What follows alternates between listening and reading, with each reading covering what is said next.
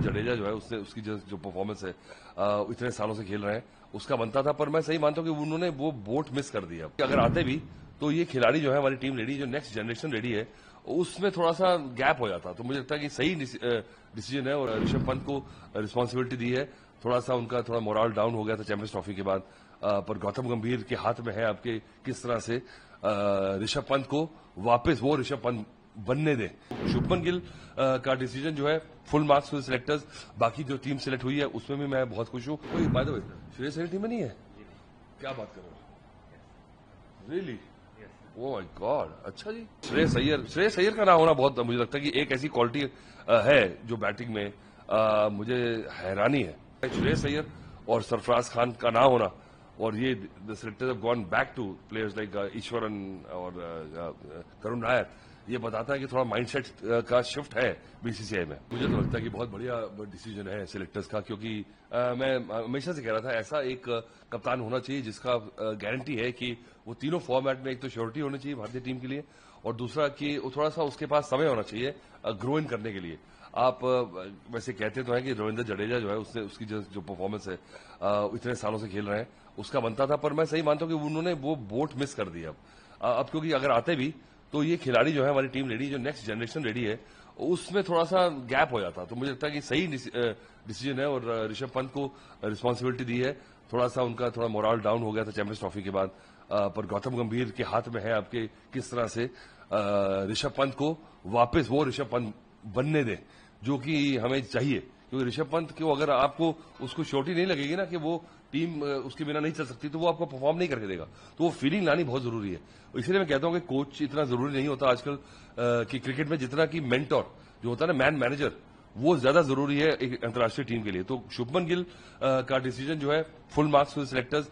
बाकी जो team select हुई है उसमें भी मैं बहुत खुश हूँ। मुझे लगता है कि करुण नायर को जो दोबारा मौका दिया है, क्योंकि जो पुराने खिलाड़ी हैं ना, स्पेशली बैट्समैनशिप में जो पुराने खेले हुए हैं, काफी लंबे समय से खेल रहे हैं, उनकी क्वालिटी है, लीनेज है, उनको लाना बहुत जरूरी है। आप एक्साइटमेंट में आके एक यंगस्टर को खिला लें, जैसे साई सुदर्शन जो है, मुझे लगता है कि परफेक्ट एक सिलेक्शन है, क्योंकि उसकी जो क्वालिटी है, उसने हालांकि T20 में नाम कमाया, पर जो उसने जिस तरह से रन बनाए हैं, पता लगता है कि ये हायर क्वालिटी का प्लेयर है वो। करुण नायर की मैंने बात की, अभिमन्यु ईश्वरन जो है उनकी सिलेक्शन बहुत बढ़िया है, क्योंकि मुझे लगता है कि इतने सालों से रन पे रन बनाते चले जा रहे हैं, तो उनका आना बहुत जरूरी था। तो मुझे लगता है कि full marks to the selectors. हालांकि एक दो जो है आप क्या सोच रहे होंगे मोहम्मद शामी के बारे में, पर मैं कहता हूँ मानते सही है, मोहम्मद शामी को भी पता है अंदर से कि टेस्ट मैच खेलने हैं ना, तो ये नहीं है कि आपको 10 ओवर ही डालने हैं। क्या पता अगर लंबी बैटिंग हो गई आगे और सेकंड थर्ड स्पेल हो गया और शाम को टी के बाद जो एक आपको एक्स्ट्रा बर्स्ट चाहिए होता है, अगर वो आपके स्पेयर एंड में नहीं है ना, वो तो फिर आप टीम को लेट डाउन कर देंगे। और जैसे ही जोर लगाया, कहीं इंजर्ड हो गए, तो पूरा लंबा दौरा है, 5 टेस्ट मैचेस की एक सीरीज होती है ना, इसमें बड़े उतार चढ़ाव आते हैं। तो I think it's a good team.